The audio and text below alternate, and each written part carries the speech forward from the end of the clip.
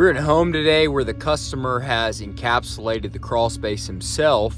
He had some problems with moisture, so he went ahead and encapsulated the crawl space. It took him a couple months, but he got it done. He actually did a really good job. But as soon as he did that, as soon as he closed the vents, he noticed that he started having high radon problems. And so we're gonna come in, we're gonna modify this crawl space encapsulation today. We're gonna depressurize it and create a vacuum on the underside of this vapor barrier. And so I wanna show you how we're gonna do that so we can show you what we can do in your home. So this is the encapsulation that he installed. You can see everything sealed to the walls, to the piers here. All the seams are sealed. Overall, pretty good job.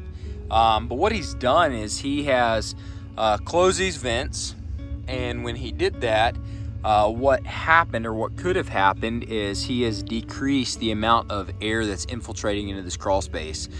So there's no longer air diluting, and the radon concentration is building in this crawl space. And so it's great for moisture because he has decreased the moisture. He's got a dehumidifier in here, but the radon has increased. So we're gonna modify this, and we're gonna put it under a vacuum, and then we're gonna pull the radon out of this crawl space. Whenever we are amending a crawl space, we want to be as minimal as possible. So we don't want to cut open this liner. That's what's protecting the crawl space from moisture. So we make a slight incision in the liner, and we're inserting this flat drainage matting underneath. That's what we're going to pull a vacuum on. That's going to depressurize the footprint of this crawl space.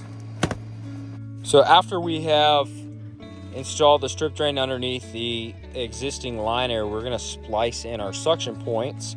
We're going to connect all this to our common vent pipe, and then that's going to route out to our radon mitigation fan. So this is it. This is the trunk line that's attached to the strip drain. You can see we start over there. We've got one suction point, a second right there behind that pier, and that follows over here to this third.